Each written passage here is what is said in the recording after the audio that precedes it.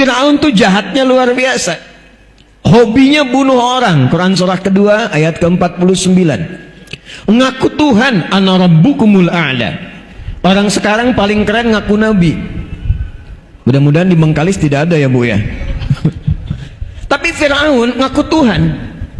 Hobi bunuh orang, ngaku Tuhan, kata-kata kasar. Itu yang menyebabkan Nabi Musa alaihi salam sebelum berangkat mohon kepada Allah supaya dilembutkan hatinya agar tidak tersinggung dengan kata-kata Fir'aun. Fir'aun itu kalau sudah berkata, dia jengkel, itu taruhannya nyawa.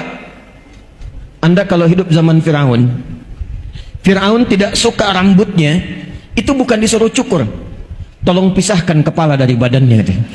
Fir'aun. Karena itu Nabi Musa berdoa sebelum berangkat, Rabbi syrahli wa yassirli wahlul 'uqdatam min lisani yafqahu qawli. Tapi sebelum doa itu dilakukan, turun perintah Allah di surah Thaha ayat 43 sampai 44. Perhatikan, Fir'aunnya, catat ini. Fir'aunnya itu tidak menutup haknya untuk mendapatkan hidayah dari Allah.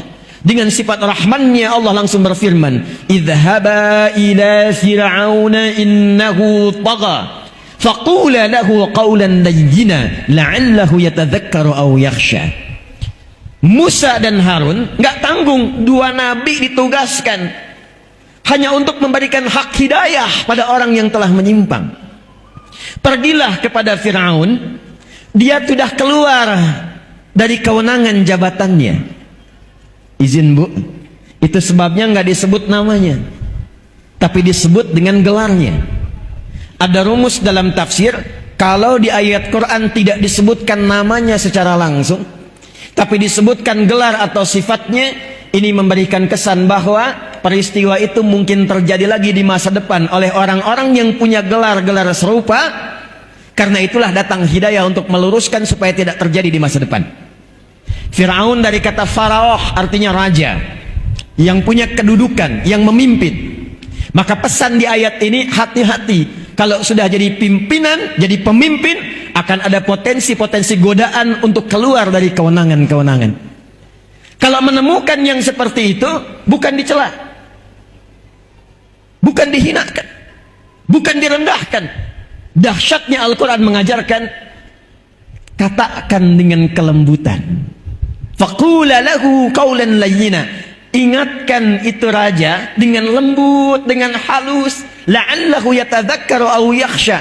Mungkin dengan kelembutan dan kehalusan itu dia sadar ada sesuatu yang dilakukan bukan pada tempatnya. Itulah Islam. Itulah Islam. Tapi yang mau saya katakan, Fir'aunnya masih dapat hidayah. Cuma sayang, dikasih tidak diambil. Itulah manusia. Nah, si pemuda ini membunuh puluhan orang, menghunjam hidayah dalam kalbunya, lalu dia memutuskan untuk mencari ketenangan, mendekat kepada Allah. Konsultasi pada seorang kiai, tuan guru pada masa itu. Maka disampaikan oleh tuan guru itu, yang bisa membimbing Anda bukan saya, tapi syekh di tempat fulan. Maka berangkatlah orang itu, diisi di perjalanan dengan memohon ampunan kepada Allah, menyesali dosa-dosanya. Baru di pertengahan dari jaraknya lebih sejengkal, belum sampai ke tujuan, tiba-tiba malaikat maut datang lebih cepat dari apa yang dia bayangkan. Maka wafatlah di perjalanan itu. Hanya modal istighfar untuk menuntut ilmu, istighfar untuk taubat, berada di pertengahan, jarak lebih sejengkal. Maka apa yang kemudian disampaikan oleh Allah, diperintahkan pada malaikat, taubatnya saya terima. Amalan sejengkal itulah amalan pertama yang dia lakukan setelah taubat, yang mengantarkan dia pada ridha dan jannahnya Allah subhanahu wa ta'ala.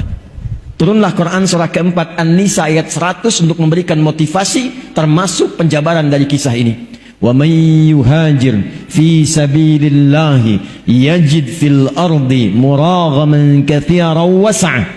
Wa may yakhruj min baitihi muhajiran ila Allahi war Rasul. Perhatikan kalimatnya. Thumma yudrikhul maut faqad waqa'a ajruhu 'ala Allah. Fir'aun tuh jahatnya luar biasa. Hobinya bunuh orang. Quran surah kedua ayat ke-49. Ngaku Tuhan, ana rabbukumul a'la. Orang sekarang paling keren ngaku nabi. Mudah-mudahan di Bengkalis tidak ada ya Bu ya.